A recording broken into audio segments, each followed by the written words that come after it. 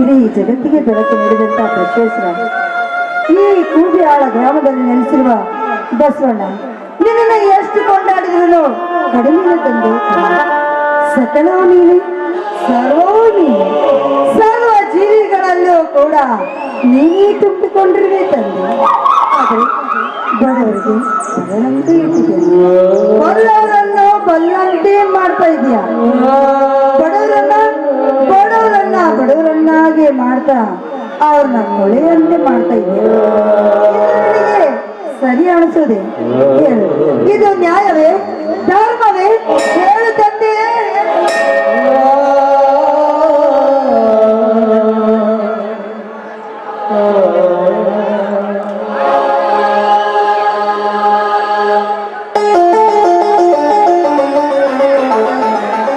ಇದೇನು ಸೀತಾ, ದೇವರ ಮುಂದೆ ನಿಂತು ನ್ಯಾಯ ನೀತಿ ಅಂತ ಮಾತನಾಡುತ್ತಿರುವೆಯಲ್ಲ, ಆ ದೇವರೇನಾದರೂ ನಮಗೆ ಅನ್ಯಾಯ ಮಾಡಿದ್ದಾನ? ಮೊದಲು ಪ್ರಸಾದ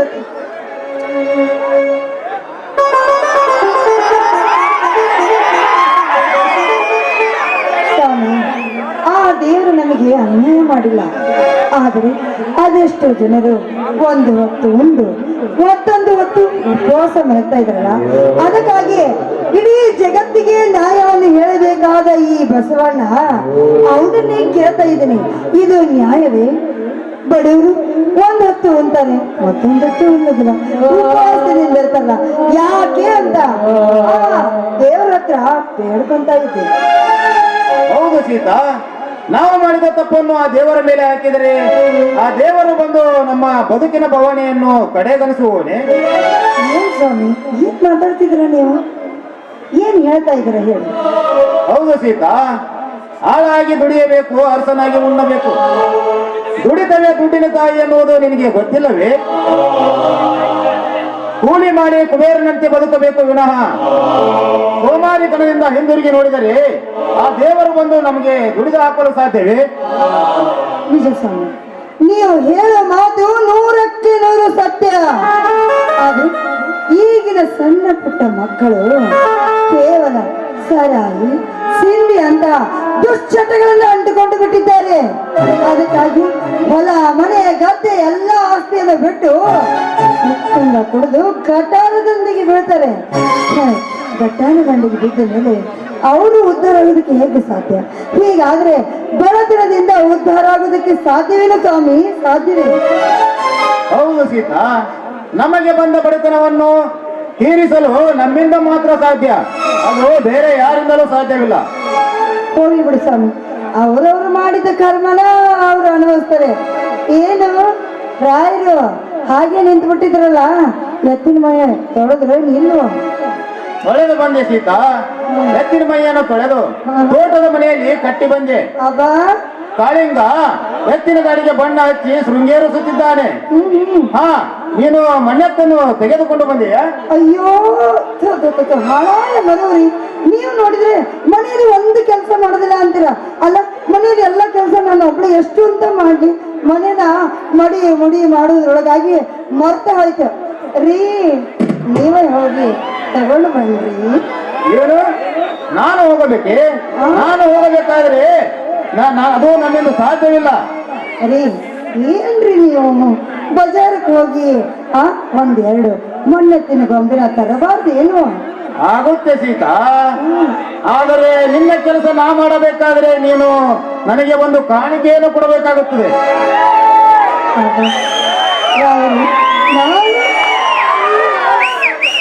ಕಾಣಿಕೆ ಕೊಡ್ಬೇಕಾ? ಏನು ಕಾಣಿಕೆ ಕೊಡ್ಬೇಕು ಹೇಳ್ತೀರಾ ತಾವು?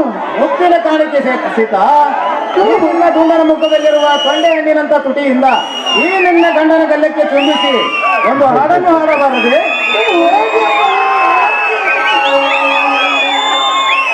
ರಾಯರು ಇವತ್ತು ಒಳ್ಳೆ ಮೂಡಲ್ಲಿರುವ ಹಾಗೆ ಕಾಣುತ್ತೆ. ಅಲ್ಲ ರೀ, ಇವತ್ತು ನಮ್ಮ ಮನೆಯಲ್ಲಿ ಅಮಾವಾಸ್ಯೆ ಇದೆ, ಮನ್ನತ್ತಿನ ಅಮಾವಾಸ್ಯೆ, ಪೂಜೆ ಪುನಸ್ಕಾರ ಮಾಡಬೇಕು. ನೀವು ನೋಡಿದ್ರಿ ಏನ್ರಿ ಇದು ಸಣ್ಣ ಮಕ್ಕಳಿಗೆ? ಅಮಾವಾಸ್ಯೆ ಆಗಿರುವಂತ ಸೀತಾ, ಅಮಾವಾಸ್ಯೆಯ ಕತ್ತಲಲ್ಲಿ ಚಂದ್ರನಂತೆ ಹೊಳೆದು ನಕ್ಷತ್ರದಂತೆ ನರ್ತನೆ ಮಾಡಬಾರದೆ ನಿನ್ನ ಗಂಡನ ಕೈ ಹಿಡಿದು. ಈ ಜೀವ ಬದುಕಿಗೆ ಈ ನನ್ನ ಪತಿರಾಯನಿಗೆ ಅಲ್ಲವೇ? ಆದರೆ ನಿಮಗೋಸ್ಕರ ನಾನು ಏನು ಬೇಕಾದ್ರೂ ಮಾಡಲು ಸಾಧ್ಯ.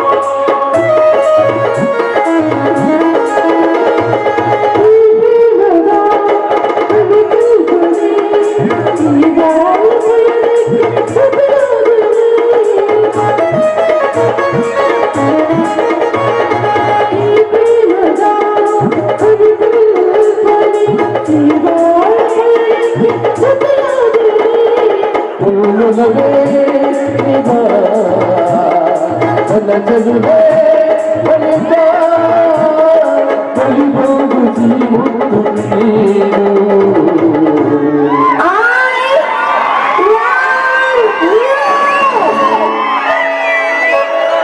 la la la la la la la la la